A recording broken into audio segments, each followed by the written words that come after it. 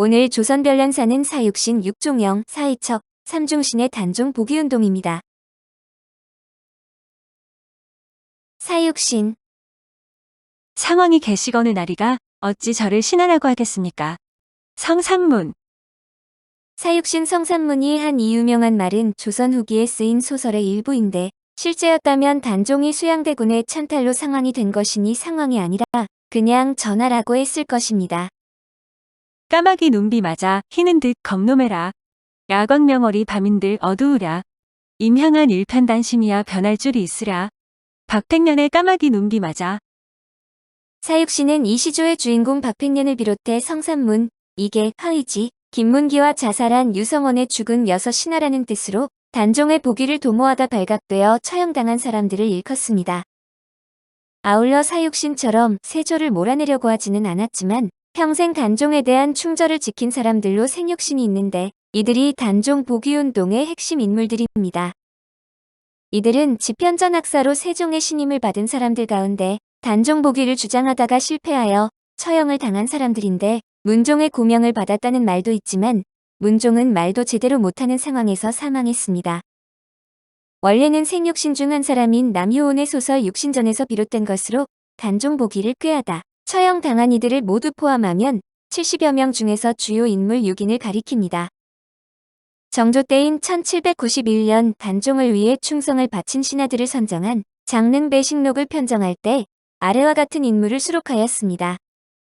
사육신, 성산문, 박백년, 이계, 하의지 유성원, 유흥부. 육종영, 세조의 동생인 안평대군, 금성대군 화이군, 한남군, 영풍군과 태조의 이복 동생인 의화대군의 손자로 계유정난 당시 비살당한 판중추원사 이양 등 6명의 종친. 사이처, 단종의 장인인 열양부원군 송현수, 현덕왕후의 남동생으로 단종의 외숙인 권자신, 경혜공주의 남편으로 단종의 매부인 영양이 정종, 단종의 후궁인 수계권씨의 아버지 권원 등 4명의 의로운 외척. 송현수의 경우 역모가 일어난 직후에는 세조가 직접 불러 옛 친구라 깊게 의심하지 않았다며 위로를 했다고 해서 정치적인 죽음이었던 것으로 추정됩니다. 그 뒤 아들 송거가 과거를 보려고 하자 대간에 많은 반대가 있었으나 성종이 특별히 허락하였고 조카인 송영도 대간에 임명되는 등 그 일문에 대한 서용의 기회가 부여되었습니다. 3대신, 계유정난 때 제거된 영의정 황보인, 좌의정 김종서, 우의정 정문 등 3명의 재상. 3중신, 이조판서 민신, 병조판서 조급관, 이조판서 김문기. 양운검, 복위 계획 당시 세조의 좌우에서 운검을 맡을 예정이었던 성승, 박증. 사실상 2명이 아니라 3명으로 삼운검이 맞지만 유흥부는 사육신에 포함되어 있어서 제외를 시켰습니다. 단종 복위 모의와 실패. 단종의 숙부 수양대군이 1453년에 계유정난으로 권력을 차지하고 1455년에 왕위에 오르자 동조자를 규합해 단종을 다시 왕위에 앉힐 것을 결의하고 그 기회를 살피고 있었습니다. 이들은 1456년 6월 명나라 사신 환송년에서 성산문의 아버지 성승과 유흥부가 국왕 양쪽으로 칼을 들고 지켜서는 벼룬검을 하게 되자 세조 일파를 처치하기로 결정했습니다. 그러나 이 사실이 사전에 누설되어 계획은 좌절되었는데 실록에 따르면 계획이 세워진 시점에 혜성이 나타나서 세조가 이 문제를 성변이라고 표현합니다. 소설 육신전에는 한명회가 이를 막았다고 하지만 실제로는 세조가 직접 운검을 취소시켰고 성산문이 이에 없앨 수 없다고 반대했지만 신숙주가 찬성해 취소되었다고 합니다. 이때 윤영손이 노하여 신숙주를 죽이려 했으나 성산문 등이 말리고 거사를 연기했는데 계획이 좌절되자 동지로 집현전 출신인 김질 등은 장인 정창손을 통해 세조에게 전모를 밀고 합니다. 세조는 연루자를 모두 잡아들여 스스로 이들을 문초하는데 문초 과정에서 김질의 입에서 성산문, 이계, 하의지 유흥부가 언급되고 성산문에 의해서 박택년과 유성원, 박쟁이 추가됩니다. 여기에 공조참의 이의가 스스로 관련되었으나 미리 말을 하지 못했다고 자백하러 오면서 박중림과 권자신이 추가되고 박택년을 문초하면서 김문기, 성승, 송석동, 윤영손, 박택년의 아버지가 추가됩니다. 이때 연계된 유성원의 삼촌인 함경도 온성 절제사 유사지와 그 아내는 연좌에서 빠져나오고 양성진은 첫날부터 혐의에서 제외됩니다.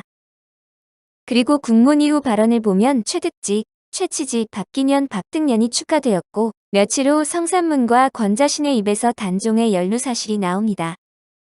그날 아침 상황이 직접 긴 칼을 내려주었다라고 말하는데 이 사실이 성산문의 입으로 언급되면서 1년 뒤 단종이 노산군으로 강등되고 영월로 유배가게 되는 결정적 단초가 됩니다. 그리고 이와 관련하여 사망한 인물로 전 집현전 부수찬으로 이계의 매부인 허조가 추가되어 스스로 목을 메었고 이후에도 연계된 사람들이 늘어나 결국 70여 명이 됩니다. 성산문 세조실록에 의하면 처음엔 숨기려다 세조가 다 알고 있다며 안지가 가장 오래되었고 대접함이 극히 후하였으며 친히 묻는 것이니 숨기는 것이 있어서는 안 된다고 묻자 가담자들을 말하기 시작합니다. 실제로 성산문은 계유정난 이전에는 정사품 사강원이었는데 이후 3년간 꽤 꾸준히 승진해서 사육신 사건 때는 정삼품 승정원 좌부승지에 직위해 있었습니다. 중간에 단종비를 드리는 문제에 반대했다가 6개월 정도 좌천된 적이 있으나 이후 바로 집현전 부제약 정삼품 당상관직으로 복귀시켰고 왕 직속인 승정원 동부승지, 우부승지, 좌부승지로 승진했습니다. 이 직책은 계유정난 이후 한명회가 거친 직책들이었는데 세조가 한 번 더 윽박지르자 성산문은 박쟁을 추가합니다. 소설인 육신전에서는 시뻘겋게 달군 쇠로 다리를 꿰고 불로 입을 찢어버려도 팔을 잘라내는 장악한 고문에도 굴하지 않고 세조를 전하라 하지 않고 날이라 불러 왕으로 대하지 않았다고 합니다. 세조가 내 놈이 나를 날이라고 부르는데 그럼 내가 준 녹은 왜 먹었냐며 묻자 성산문은 우리 집 창고에 가면 나리가 준 녹 따위 하나도 안 썼으니까 가서 확인해 보시오라고 패기 있게 말했답니다. 박팽년 세조실록에 의하면 곤장을 치자 아버지를 포함해 가장 많은 인원을 말하는데 더 되지 않냐고 하자 아버지까지 되었는데 더 될 게 있느냐면서 운검을 통해 거사하려고 했다는 것까지 다 고백합니다. 육신전에서는 친국 중에 세조가 지난번 관찰사로 나가 있을 때 올리는 공문에 분명히 신이라고 써놓고 반역질이며 너도 내가 주는 녹을 먹지 않았냐고 화를 내며 따졌답니다. 그러자 박팽년은 신이라고 쓴 적 없으니까 잘 찾아봐라. 그리고 나도 내가 준 녹 하나도 안 먹고 다 쌓아놨다. 내 녀석은 어찌하는 말이 뭐 하나도 제대로 맞는 게 없는가라고 했답니다. 세조는 분개에 그의 공문을 찾아봤는데 모두 신자가 아니라 거자였고 성산문과 같이 창고에 녹이 쌓여있자 세조는 이런 박팽년의 몸을 시뻘겋게 불에 달군 인두로 지져버렸다고 합니다. 이게 세조실록에 의하면 이계는 세조의 옛 친구라 나의 옛 친구였으니 참으로 그러한 일이 있었다면 모조리 말하라라고 했으나 불지 않았으며 박팽년이 모든 것을 말하자 박팽년과 같은 말을 했다고 합니다. 육신전에서는 국문 중에 자신의 몸을 인두로 지지자 세조에게 날이 법전 어디에 인두로 사람을 지지는 형벌이 있소라고 되물었다고 합니다. 이 짧은 한마디는 사육신의 성격과 특성을 잘 보여주는 발언으로 고문당하는 중에도 법전을 찾는 것은 그만큼 이들이 원칙과 명분을 중시했다는 것을 보여주는 장면입니다. 이 질문에 세조는 대답을 제대로 못했는데 당시 조선 법에는 인두로 사람 지지는 법이 진짜로 없었기 때문으로 이게는 왕이라는 자가 법에도 없는 짓을 한다고 세조를 깐 것입니다. 하위지 세조실록에 의하면 승정원에 가서야 성변을 알게 되었다며 아무 말도 하지 않아 문초는 다음 사람에게 넘어가는데 하위지는 세조를 유난히 경계해 세조를 견제하는 발언을 많이 했다고 했습니다. 세조가 육조 직계제로 돌아가려는 시도를 할 때 물러서지 않고 가난하다가 세조가 관을 당장 벗겨버리라고 명령해 상투머리채가 잡혀 끌려나가는 수모와 굴욕을 당하며 의금부에 갇히기도 했습니다. 세조도 예전부터 자신을 노골적으로 견제했던 것에 대한 감정이 폭발했던 모양인데 야사나 정사나 시종일관 시크하면서도 가장 당당했던 인물입니다. 육신전에서는 국문을 가하면서 관련 사항들을 세조가 취조하자 아무 말도 안 하고 내가 반역죄라면 그 죄가 응당 죽음일 것인데 내 놈이 물어볼 것이 뭐가 있다고 묻는 것이냐라고 말했다고 합니다. 유은부 세조실록에는 등장하지 않으며 육신전에서는 시종 국문장에서 당당한 태도를 견지하던 성산문을 책망했다고 합니다. 추강집, 해동야언 등 다른 야사에 의하면 벼른거미 한명회 때문에 들어가지 못하자 유흥부는 성산문에게 그래도 한명회부터 죽이고 들어가자고 말했지만 성산문과 박팽년이 이를 말렸다고 합니다. 무인인 유흥부 입장에서는 칼질도 못해보고 잡혔으니 속이 터질 것은 누구나 예상할 수 있는 일인데 이 말을 들은 성산문이 그때만 입을 다물어 자신의 미안함을 나타내었다고 합니다. 세조에 대한 태도도 당당해서 세조를 나리도 아니고 조카라고 불렀는데 조카는 서로 대등한 사이의 호칭입니다. 어떤 책에서는 당당하게 세조에게 자네와 자네 아들 놈을 죽이려고 했건만 재수가 없어서 이렇게 됐다고 말했고 열이 뻗친 세조는 유흥부의 살갗을 모조리 벗겨버릴 것을 명했다고 합니다. 사극왕과 비해선 이를 약간 각색해 우격다짐으로 들어가려는 걸 말리는 성산문을 유흥부가 그 자리에서 비난한 뒤 수양부터 빼고 생각하자며 성승과 함께 죽기 살기로 돌진합니다. 하지만 홍윤성이 병사들과 함께 무장한 채로 입구를 막아버렸기에 결국 들어가지 못해 계획이 좌절되는데 직접 시도를 했다 막혔으니 고문장에서 성산문을 탓하는 장면은 당근 없습니다. 사형과 후일담. 성산문 이계 하의지 김문기 박중림 성승 유흥부 박쟁 권자신 윤영손 송석동 이 서글중학이지 불덕은 작형을 당한 후 군기시 앞에서 백관들이 지켜보던 가운데 거여형을 당했습니다. 아기지는 단종의 유모가 데리고 있던 하녀이며 불덕은 권자신의 어머니가 데리고 있던 하녀이고 작형은 불에 달군 쇠로 죄인의 맨살을 지지는 형벌입니다. 박팽년은 고문 중에 사망했고 유성원은 잡히기 전에 자기 집 사당에서 칼로 목을 찔러 스스로 목숨을 끊었는데 이후 박팽년과 유성원의 시신도 거여형을 당했습니다.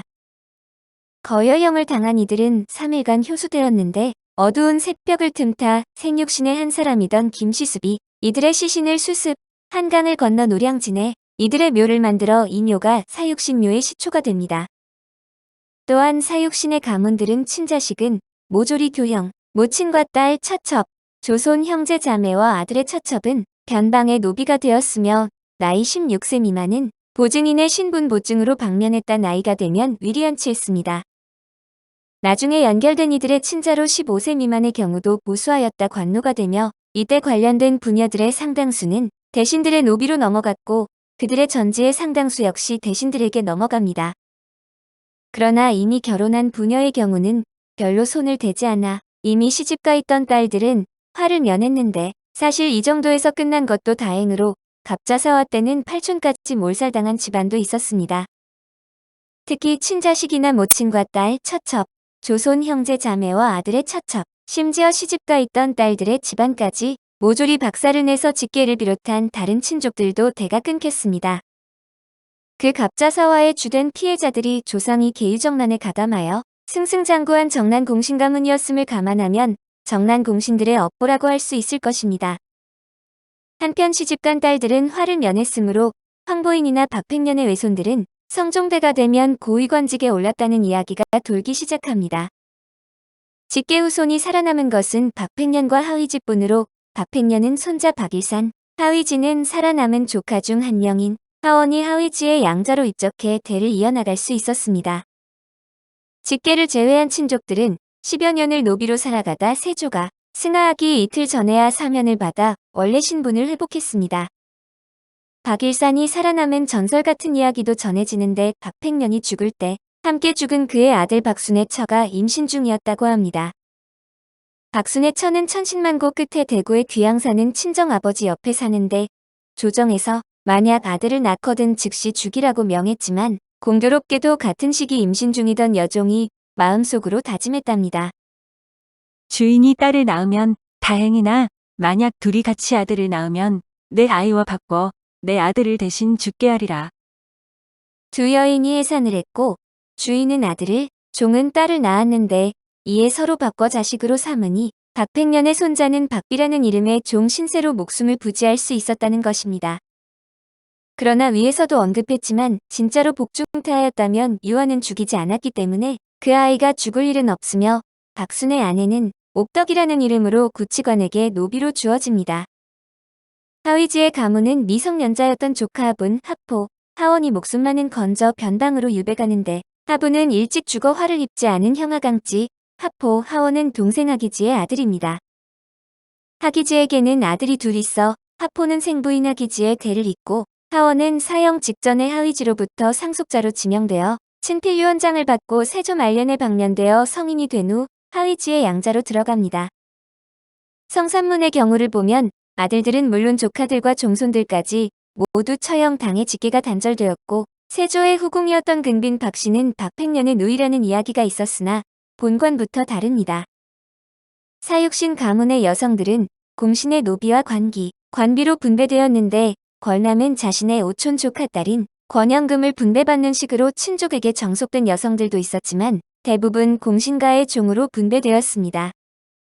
사육신은 절개를 지키다 죽었지만 사육신 가문의 여성들은 대부분 공신들에게 하사되어 공신에 첩이 되었는데 세조실록에는 절개를 지키지 않고 공신에 첩이 된 여성들을 비판한 기사가 수록되어 있습니다. 그러나 사육신 가문의 아내와 딸을 노비로 하사받은 공신들에 대해 비판하는 기록은 실리지 않았는데 박팽년의 형수로 봉석주의 첩이 된 윤씨는 윤열령의 딸입니다. 그녀는 후일 선조 때의 형제 정승 윤두수 형제의 증대고모가 되는데 난신에 연좌된 부녀자들의 존재가 언급된 기사에는 나타나지 않지만 봉석주의 첩이 되기를 자처한 것 등만 문제시 되었습니다.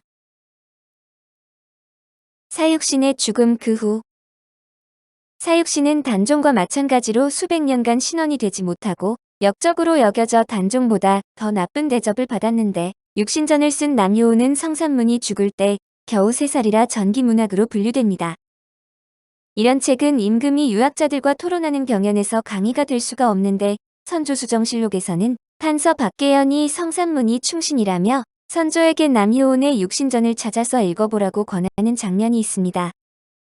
선조수정실록 10권 선조 9년 6월 1일 임술 두 번째 기사 1576년명 만력 4년 경연에 나아가 육신전에 관해 논하다. 상이 경연에 나아갔다. 판서 박계연이 입시하였다. 이어 아뢰기를 성산문은 참으로 충신입니다. 육신전은 곧 남효원이 지은 것이니 상께서 가져다가 보시면 그 상세한 것을 알 수 있을 것입니다 하니 즉시 육신전을 가져오게 하여 보고는 크게 놀라 하교하기를 엉터리 같은 말을 많이 써서 선조를 모욕하였으니 나는 앞으로 모두 찾아내어 불태우겠다. 그리고 그 책에 대해 말하는 자의 죄도 다스리겠다 하였다. 뒷날 영의정 홍섬이 입시하여 육신의 충정을 극도로 말하였는데 몹시 간절하여 듣는 이가 측은하게 여겼으며 상도 노여움을 거두고 중지하였다. 선조는 수양대군이 단종을 몰아내고 세조가 된 것이 틀렸다고 생각하면 바로 관직을 버리고 물러나거나 자결을 했어야지 세조 밑에서 녹봉은 받으며 섬기다 반란을 일으킨 것은 말도 안 된다는 논리였습니다. 선조는 이런 논리로 책을 찾아서 모조리 불사르고 책에 대해서 말하는 사람까지 치죄하겠다는 강경한 태도를 보이는데 이에 삼공이 반대를 합니다.